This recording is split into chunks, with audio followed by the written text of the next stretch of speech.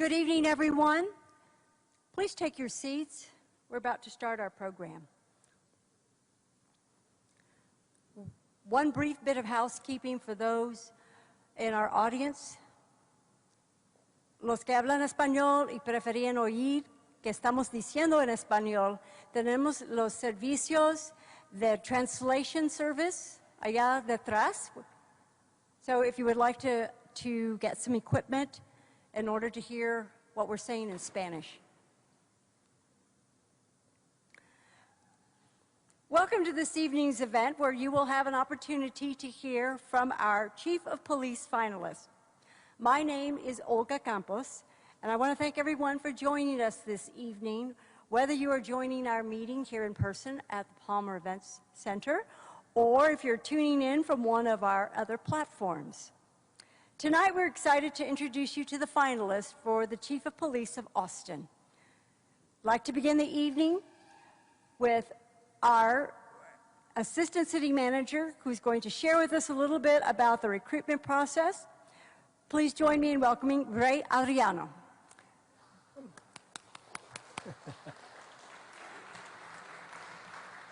Thank you, Olga.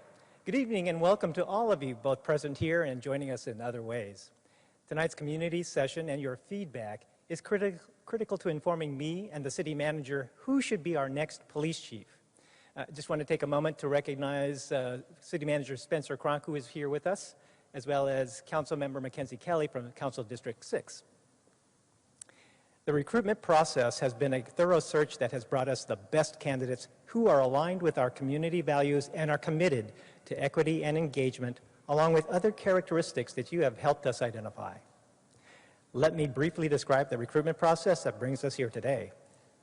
We engaged the search firm of Ralph Anderson and Associates, who advertised the Chief of Police position and received a total of 46 applicants for the job. After careful consideration, the initial pool was narrowed down to 7 candidates. In July, those candidates interviewed with panels that included community stakeholders, law enforcement partners, and City of Austin executives. From those panels, 3 candidates emerged into the finalists you will be meeting tonight. Those candidates are Joseph Chacon, Interim Police Chief, Austin Police Department; Avery Moore, Assistant Chief, Dallas Police Department; and Imada Tingarides, Deputy Chief, Los Angeles Police Department. Following these meetings, the city manager and I will carefully assess who should be Austin's next police chief and be presented to the City Council for confirmation. Whoever is selected will begin their duties during a period of intense change for the Austin Police Department. Ultimately, we believe the new Chief of Police can help APD and the city adapt and emerge from reimagining public safety in a manner that meets our safety strategic outcome of being safe in our home, at work, and in our community. I would like to thank you for taking the time to participate in this evening's event, and I would like to thank our candidates who I know are keen to introduce themselves and answer your questions to help you get to know them better. And with that, I'll hand it back to Olga. Thank you, Ray. So before we get started, I'd like to outline just a few things that are related to our forum tonight. It's important for you to know that we value your feedback. We ask everyone to listen very carefully to the answers that our finalists are sharing with us, and be prepared to share some of that feedback by visiting our website, speakupaustin.org/yournextpolicechief. Your thoughts about each candidate's strengths, areas of concerns, and your observations are very much welcome. Each candidate will be joining us individually for 25 minutes in no specific order. They will respond to questions that allow them first to introduce themselves and share with us why they're interested in serving the Austin community and their interest and their qualifications for leading the Austin Police Department. Followed by that, we have a series of questions to be asked. A couple of the questions have been put together by the consulting firm of Ralph Anderson and Associates with our Human Resources Department. The remaining questions that will be asked will be from you, our community. I'd like to note that the questions being asked may not be in exactly the wording that you submitted, but they have been summarized, and in case we needed to write it where I can read it a little bit clearer handwriting. So, with that out of the way, let's welcome our first candidate. Joining me now on the podium is our interim police chief of Austin, Joseph Chacon.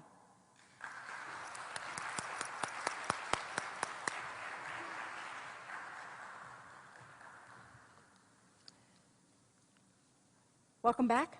Thank you. All right. We're going to start with the first question. Can you share with us your professional background as well as experience in policing and a little bit about why this position is of interest to you, why you want to serve? All right. Thank you, Olga. Good evening, Austin. For everyone that is here and watching online, I truly appreciate you taking the time to be a part of this important decision for the city, and thank you for your attention. My name is Joseph Chacon. I began my police career 29 years ago in the city where I was born and raised in El Paso, Texas, with the El Paso Police Department in 1992. In 1998, I moved here to Austin and joined APD, and I've been here ever since. And working for those two departments for almost 30 years, there really is no aspect or part of police work that I have not either worked in, directly overseen, and that I'm not familiar with. You know, over those years, and particularly here within the last few years, I've been leading an effort towards criminal justice diversion, working in the area of mental health, particularly on the Behavioral Health and Criminal Justice Advisory Committee here in Travis County, as well as serving on the city's Sobering Center Executive Board. Between those two experiences, I feel that I have a very solid background in how we can move our criminal justice diversion efforts forward. I've been the interim chief for the last 5 months, and during that time, I have been leading culture change at the Austin Police Department. I'm doing that in a number of ways, including the way that we are training our cadets at the academy and the way that we have reimagined our training academy, as well as how I am working with our sworn and civilian employees in the department and bringing procedural justice to all levels of the department. I think it's important that I mention that I speak Spanish, and I have been communicating regularly with our Spanish-speaking community. I think it's so important for the chief to be able to build trust with our Latino and Latinx community directly in that language, because there are many parts of our community that don't speak English. You know, in the area of diversity, equity, and inclusion, I have been leading efforts. I mentioned the academy, but also, even before that, the recruiting division that we have built is the most diverse unit on our whole department and is emblematic of what we want to build in our department, which is a department that mirrors the community that we serve. I'll just round out my opening comments similar to what I said last night. You know, I've been in Austin for the last 23 years, living here and serving here. I love this city, and I love this police department. I want, as the chief of police, to be able to engender and build the trust that I know that our community wants in the department. I feel like I've been able to do that over the last several months in those culture-changing efforts that I described, as well as in the reimagining public safety efforts that I've been working on. I appreciate the time, and I look forward to the questions. Well, on that note, and you just mentioned Austin's Reimagining Public Safety Initiative. So tell us what your thoughts are about it, about the initiative overall, and what your approach will be to making it successful. Thank you. You know, I've been involved with the Reimagining Public Safety effort since it began, and particularly over the last 5 months as the interim chief, I've been leading efforts to make sure that we are moving that effort forward. The best example that I can give of that is the things that we're doing at our training academy. Working with the task force recommendations as well as with our council members who have been providing the direction and the guidance that they would like to see this go in, we have really reimagined the way that we are training our cadets. We are transitioning from that warrior mindset to a guardian mindset, a paramilitary model of instruction to one that is an adult learning environment.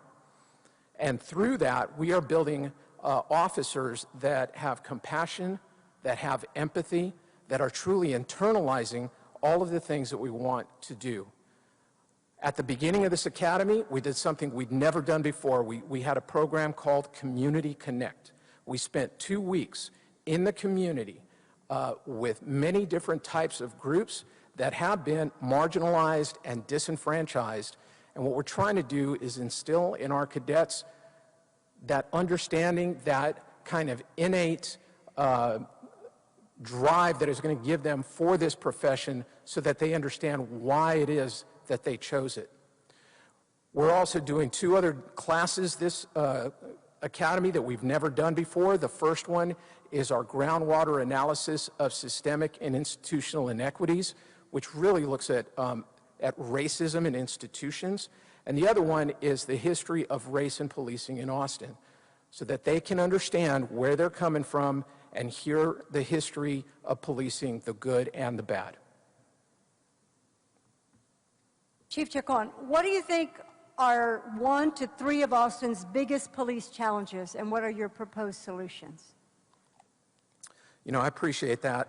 You know, there are a number of challenges right now that we're facing, not the least of which is staffing. So being able to recruit effectively in the city is one of our major challenges. I feel that it's very strongly that we need to recruit from our own community, not necessarily from outside the city. Just the experience that I have in recruiting tells me that people who live here feel a strong connection with the community. They stay here. They don't go back to wherever they came from, like we've seen with people coming from other cities, and they also understand the history of this city. And so we want not only to recruit locally, but to recruit from communities of color, and to really increase the diversity of our department so that it mirrors the community that we serve. I think that trust is another big issue that is important for us to work on. I think that trust in our profession has been shaken over the last couple of years, not just here in Austin, but across the country. But what happens here locally is important. And I am listening to our community members. I am conducting outreach with our advocacy groups, our faith leaders, our activists, and those, you know, sometimes who are our strongest critics, to really engage with them, listen to them, and that's what we're doing really through the Reimagining Public Safety Task Force and that work. Next question. Homicides in Austin are the highest they've been in 20 years. What's your plan to reduce violent crime in the city? So I'm gonna begin answering this question. You know, one homicide is too many, okay? And please understand that I realize that, and I'm going to explain the things that I'm doing to address it. But I think it's important for, you know, Austinites to realize this is still one of the safest cities in the country. We are the 5th safest city, big city in the country, and we're making efforts to maintain and stay ahead of that. What we are seeing, and what other cities across the country are seeing, is an increase in gun violence and an increase in their homicides. I very quickly after I took over began a program known as the Violence Intervention Program, working through our Organized Crime Division and our violent crime units, as well as some of our specialized tactical units, to create a program that was going to look at targeting violent offenders. This was not going to be some kind of a dragnet or zero tolerance program that was looking at a hotspot. This was laser focused on those individuals that were using guns to commit violent crimes. And to date, we've seized well over 100 weapons.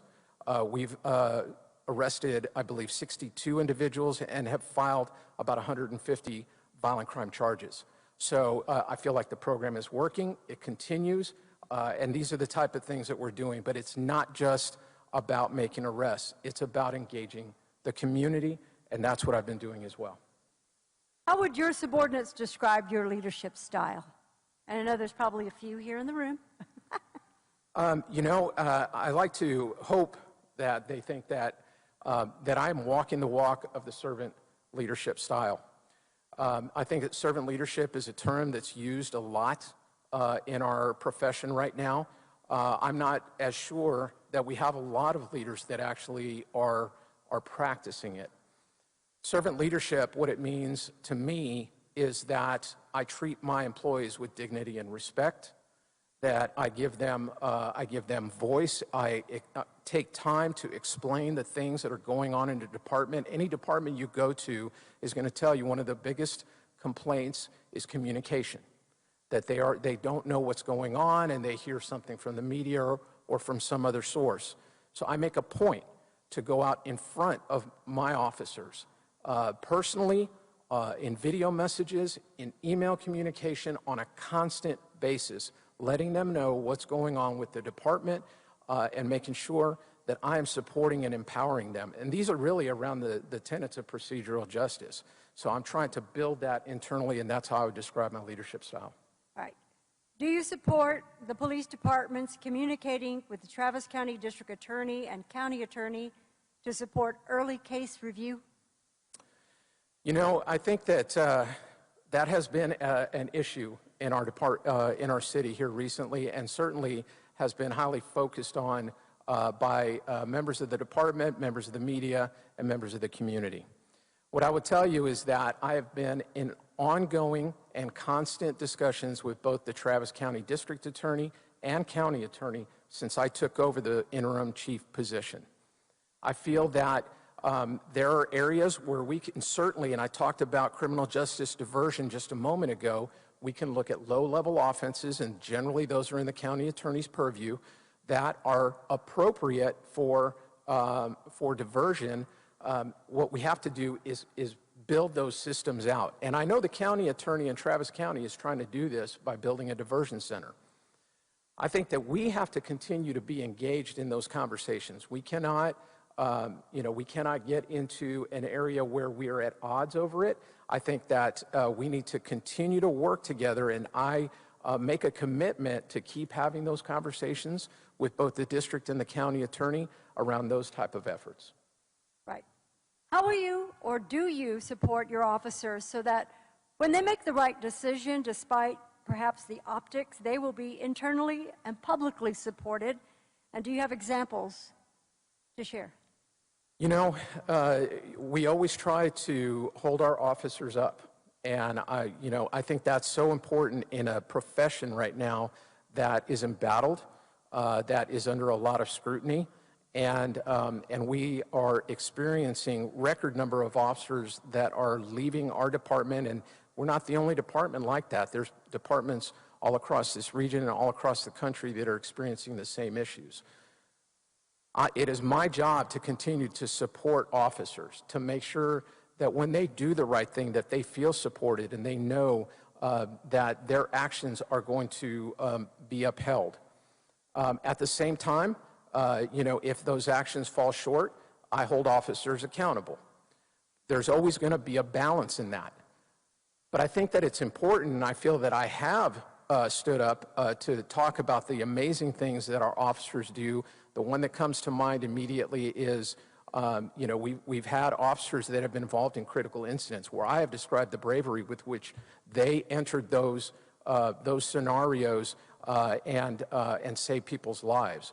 On June 12th, we had a mass shooting on 6th Street where I was, really praising the officers for all of the things they did to save lives that day. And so I will do that at every opportunity I have. All right. Thank you so much, Chief Chacon, for your answers, and we appreciate your time here this evening. Thank you all so much.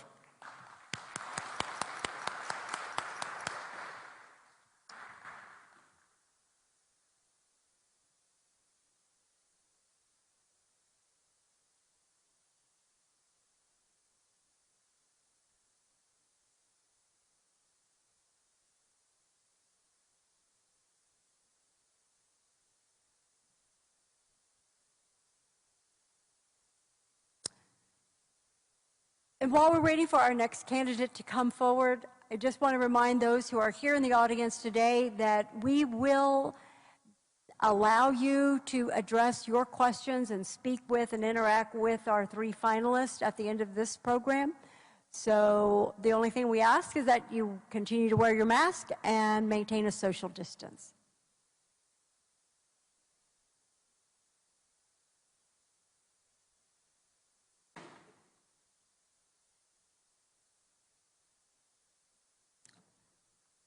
Ladies and gentlemen, please welcome our next finalist, Assistant Chief of the Dallas Police Department, Avery Moore.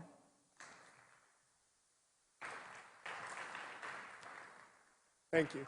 Hope you've been enjoying your time in the city so far. Yes, ma'am, I have. Great. Chief Moore, we'd like to begin with, like we did last night, if you could please share with us your professional background and experience, highlighting some of the points that would help you be successful as our new police chief, and tell us a little bit about why you'd like to serve in this position.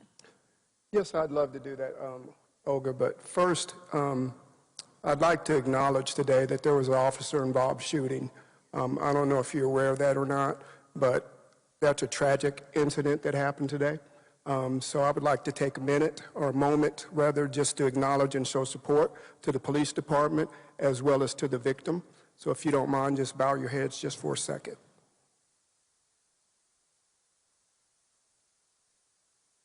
Thank you so much for that. So as she said, I'm Avery Moore from Dallas, Texas. Been a Dallas police officer for over 30 years. Absolutely love community, love policing, and that's why I decided to join this profession. I know that I have been groomed to be a chief in a major city. David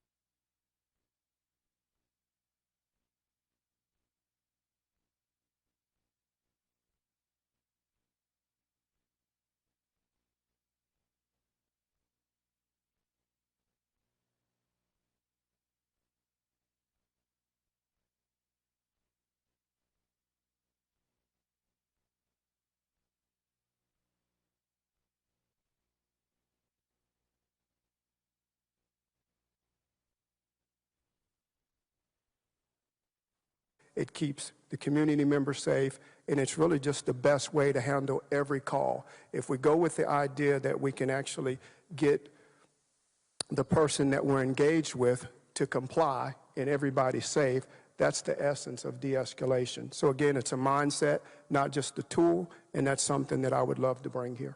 Thank you, Chief Moore. So what do you think are 1 to 3 of Austin's biggest police challenges, and what are your proposed solutions to those challenges? So I'm not going to give them an order of significance. I'm just going to share them because I was talking to an officer on yesterday, and I was told that morale is really low. And morale is low, in my opinion, because there's a disconnection between leadership, usually, and the rank and file, whether that's communication, whether that's process, whatever that is. So you have to start with reconnecting with your officers. You have to invite them to your table. You have to listen to them, showing them the respect and dignity that they deserve, and invite them in. You know, what I found is successful in my career is that if you give them the issue, you'll be amazed at the resolutions they come up with. Officers are smart, and more importantly, they're the experts in the field. So you need to empower them, and that's how you build morale. Number 2, I noticed that Austin is having a crime influx. And we can address that, in my opinion, by doing community policing correctly. And what I mean by that, it's not about law enforcement where you just go out and enforce law in a dragnet matter. It really is about a strategic plan that everybody has been brought to the table and collaborated with, and you affect those specific geographical areas where the violent crime is occurring. So we'd get a comprehensive crime plan, and it would be one that everybody would have an input in, and that's what we would execute. And just number 3, I think that there's an awesome opportunity to unify this entire city. When I think about policing and public safety, it's absolutely everyone's responsibility. You just have to remind people that you have a say-so and give call to actions, which I will, because I think we can do this, but it's got to be a we concept and not just a me concept. Homicides here in Austin are at the highest level they've been in 20 years. What's your plan to reduce violent crime in our city? Olga, like I just said, we're going to need a comprehensive violent crime plan. And then we're going to have to change the mindset of how we do things. One of the things that I believe in is that if you're highly visible wherever their violent crime is, that's a way that you can deter crime. And what I mean by visibility is not enforcement. Just being visible, going out talking to people, introducing yourself to people. What we do in Dallas is we have 15 minutes of visibility for every hour that we've discovered that violent crime happens. So what that means is a geographical area, we use grids. It's 700 feet grids on either side, which is about 8 football fields, and we have officers assigned there. And their responsibility is to be highly visible. Most of this happens in the evening, so they just turn their red lights on. As people approach, they talk to them, they say hi. So it's not about enforcement. It really is just another way to police in a peaceful way. All right. We often hear from police that they are asked to do too much. Do you agree? And what functions would you propose shifting to other personnel, if at all? Yes, ma'am, I absolutely agree. I think that's an issue that's across the nation. For example, mental health. You know, I remember when mental health was rolled out to us, and the thing that got me was we went through a 40-hour class, and that was it. And the problem is that doesn't make us an expert in the field, which we're not. So what we've done, Reimagining Policing, is we've created what's called Right Care in Dallas. And what we've done is partnershiped with other governmental agencies, social workers, DFR, and the police, and we go out as a unit to these teams, or to these calls. The police are secondary, meaning that we're only there in case something happens. But ideally, the whole concept is to get the individual the resources that they need, whether it's mental health, whether it's drug addiction, et cetera. So yeah, I think police have been given too much, but I think there's ways as we reimagine in this, again, looking at the entire totality of it, that we can figure out better ways to police and get people what they need. Thank you. How would you have handled last year's protests and riots differently, if at all? And if so, explain. So actually, I did handle the protest in Dallas after the first few days. And what I emphasized is, you know, sometimes you can't hide behind the law. And what I mean by that is you're not supposed to be in the street. That's a law. The problem is if you have thousands of people, you can't expect them to be on the sidewalk. So you really got to figure out what you're willing to enforce and not. So what we did is said, okay, we're going to let the protesters have the street. And then before we even make an arrest, we really need to look at the governmental interest. And what I mean by that is it something that has to be arrested for right now? And if it doesn't, then we can make the arrest later in a better atmosphere, at the person's home, at their job, et cetera, not bringing a lot of attention, because what I saw in the protests is the police were actually the ones being protested against. And I couldn't figure out why, when I watched it across the country, why officers were told to line up in the street and just stand there. To me, that put them in a horrible position, and I think that's why things went bad, when in essence, what I had my team do is we had a staging area called it out of sight, out of mind, and we only responded when we absolutely had to. And that system worked, and we did training on it with the command staff, so they understood it's not about making arrest all the time. Now, if it's egregious, you have to absolutely do what you have to do. But if it's a minor offense, there's no reason to go in and just really antagonize and escalate a situation that doesn't have to be escalated. So that's something that I would bring here. It's about giving clear direction and clear understanding of what the purpose is of the protest. Chief Moore, how can a police chief impart and impact attrition, retention, and attract new officers? Well, I think when it comes to that, you have to make sure you have, as a police department, what I call good character. I think character is what keeps people, and it has to be a character that you don't compromise. So when it comes to retention, number one, I believe that if it's time for you to retire, you absolutely have the right to. I'm not going to try to talk you out of retirement, because this job is really too important, and it's too dangerous for someone to half be in and half be out. But if you're leaving because you think there's a better place or greener pastures, that's something that I think we can address. And we address that, one, by seeing what we need to do better as it relates to the meet and confer. And if we can do better in that space, we will. We need to make sure that it's not us, the command staff, that's running people away. Because again, when you're disconnected and you don't communicate with the people that work for you, well, they don't want to work for you.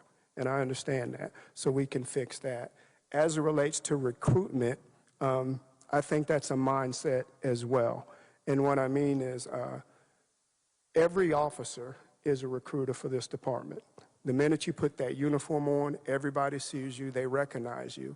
And this really hit home for me about 6 months ago. I get a text from an officer, and it's a picture of an officer and a kid.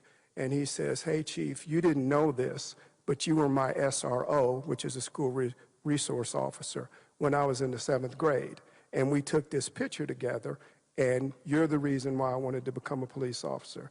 Well, that blew me away. And the point is I had no idea I had that type of impact on him, because he was one of 1,000 kids.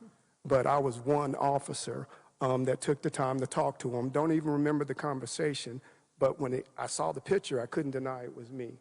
So that's one thing we would do. We would stress that you are always recruiting, because professionalism, character, all those things are important. Thank you so much. We appreciate you being here and you're answering our questions. Thank you. Thank you. Thank you very much.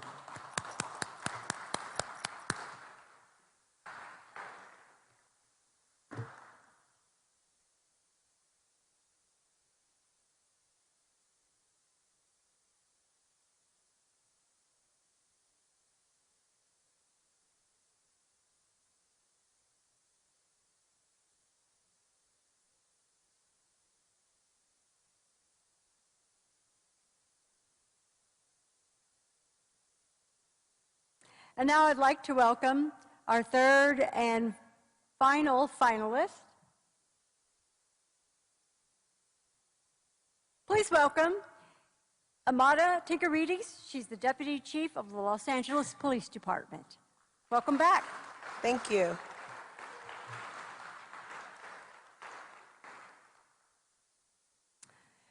So very much like last night, please start with us and share your professional background and experience, highlighting the points that would help you be successful as the next Chief of Police in Austin and why you would like to serve in this position. Good evening. Thank you all for taking time out of your busy schedule to come out for such an important and critical selection that our city manager is responsible for.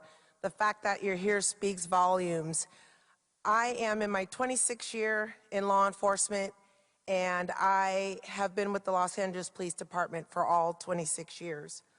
When I looked at what the city of Austin was looking for in a police chief, I felt like I was reading a book about myself. I have vast experience in building relationships and trust in the community, reducing crime in some of our most vulnerable communities, and most important, motivating and being a leader to the police officers that are in the community protecting and serving you all. The experience I have gained in operations, administratively, patrol has been vast and helped out in my career, but what's been most important is that community engagement. And right now, when we look at what's going on across this country as it relates to policing, I have the experience to understand and empathize what that concern is, to address the violent crime in a way where we don't over-suppress a community, and to bring trust and relationships and work alongside our community to make that change and make it safe. The city of Austin is looking for that. I have a track record. I've been very successful in it. Austin already feels like home to me, and I'm looking forward to the opportunity of serving you as your police chief. Thank you. Austin's Reimagining Public Safety Initiative will be the centerpiece for the next Chief of Police. What are your thoughts about our Reimagining Public Safety Initiative overall, and what will your approach be to make it successful? And please share an example of a significant change effort that you have led that will help us reach our goals. Reimagining public safety, I completely agree with what it is, and I really believe that law enforcement has been reimagining itself for decades. I came from a police department where we had the consent decree, and we had to put in early warning systems as it relates to uses of force in our complaint process within the Los Angeles Police Department.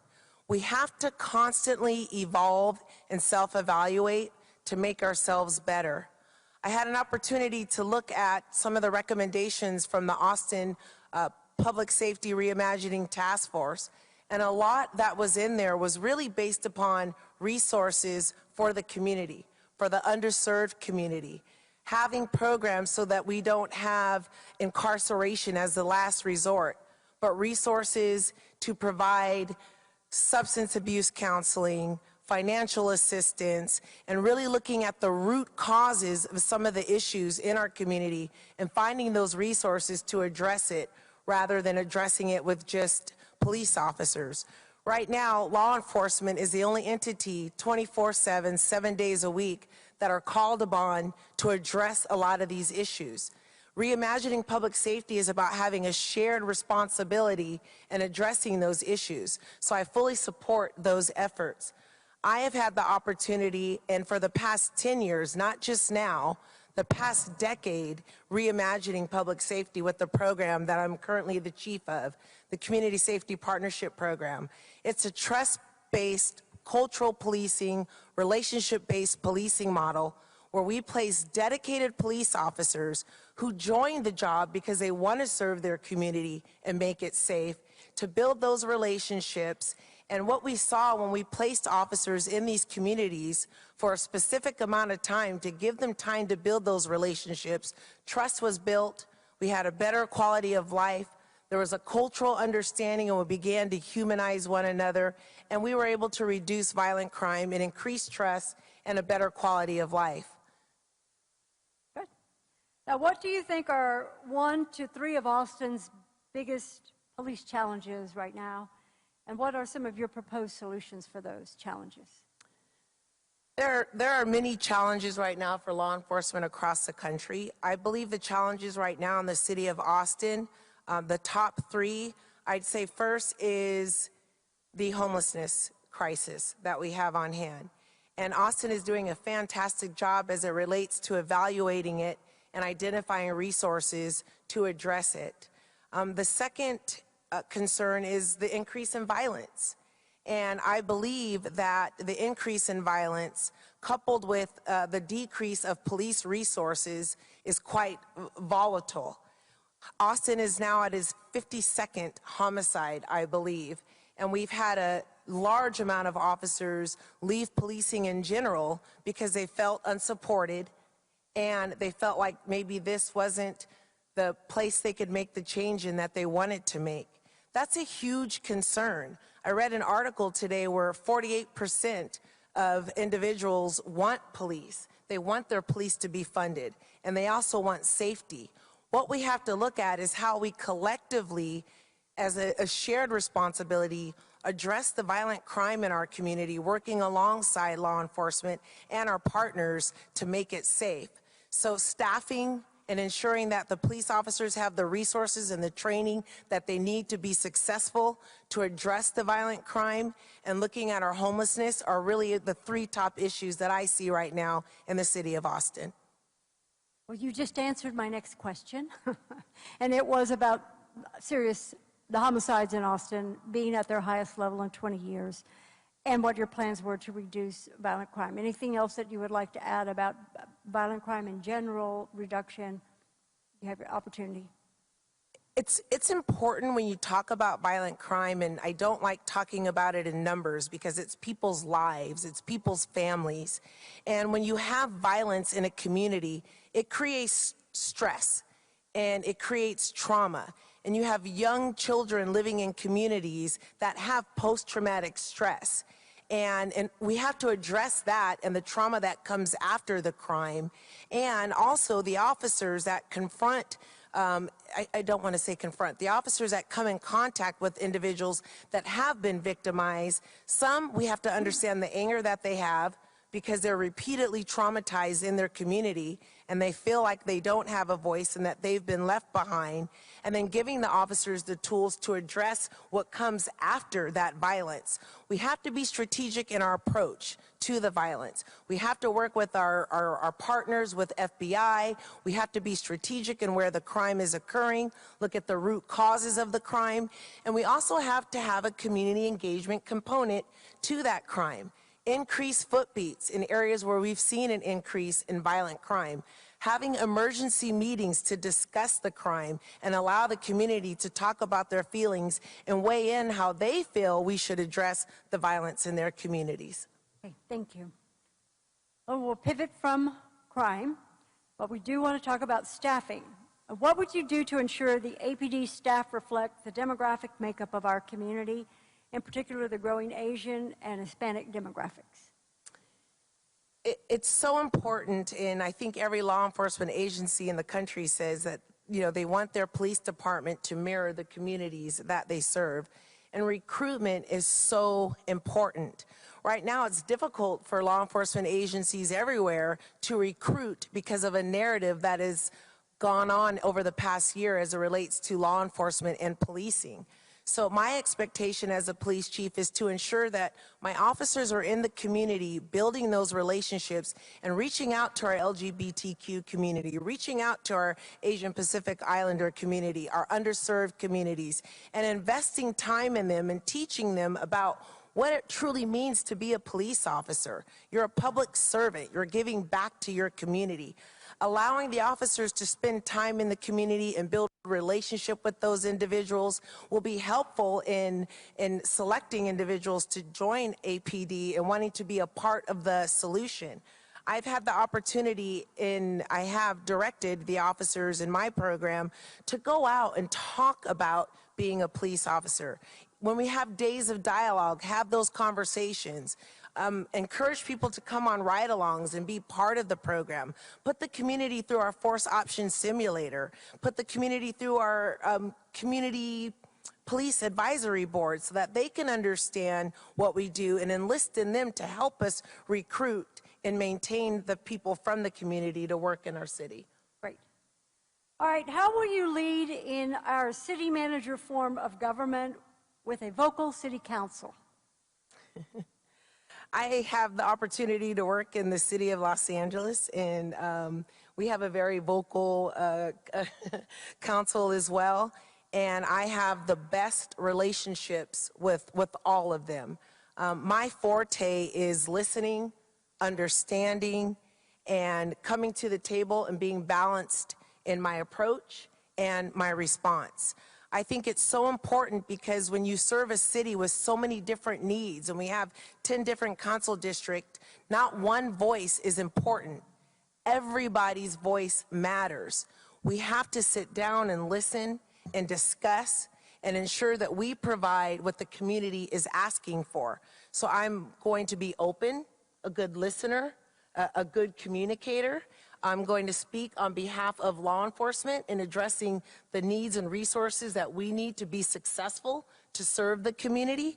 And I look forward to having relationships with our city leaders and making a change in Austin. All right. One last question, and we just have a very short time for the answer, so I hope this isn't too complicated. Okay. And I apologize if it is, but what % of the policing issues are internal organizational issues versus external? I can't give you a specific percentage, but I think oftentimes if you have internal issues, they become external. And as a police chief, it's my role to ensure that we have a positive work environment, that we communicate, that we have equities within our organization so that the officers feel supported and they have a role in the community and that they're heard. And when they have positive teamwork and positive leadership, they're going to go out in the community and mirror and emulate that. You did it under the time limit. Thank you so much for joining us. Deputy Chief Tingarides, Yes, it was a pleasure. Thank you.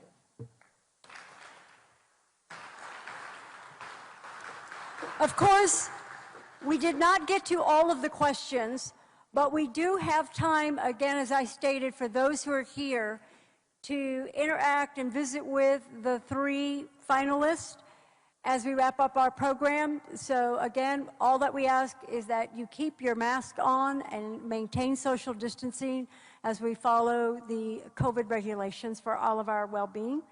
So please join us for following the event. We've reserved some extra time so that everybody, hopefully, you'll have a chance to answer questions that you have if they were not read here from the podium. I'd like to thank, of course, our 3 finalists for joining us. This has been a very, we hope, helpful exercise for those at home and elsewhere who are watching on any of our platforms, for those of you who took the time out to join us here in person. For those of you attending in person, again, you have an opportunity to speak with them individually. And for everyone, whether you're here or whether you're at home, we ask for your feedback. The candidate feedback forms can be found by visiting speakupaustin.org/yournextpolicechief. Or you can call 311 or the following phone number, 512-974-2000. And all of those forms, we have a deadline of 8 p.m. Sunday, August the 22nd, for turning in your feedback. This is a critical position for our city as we move forward, and we thank everyone who played a part in the selection process and in this forum tonight. I'm honored to have served as your moderator, and I look forward to continuing in a public role for the benefit of our city. So please be safe going home, and thank you so much for your attention.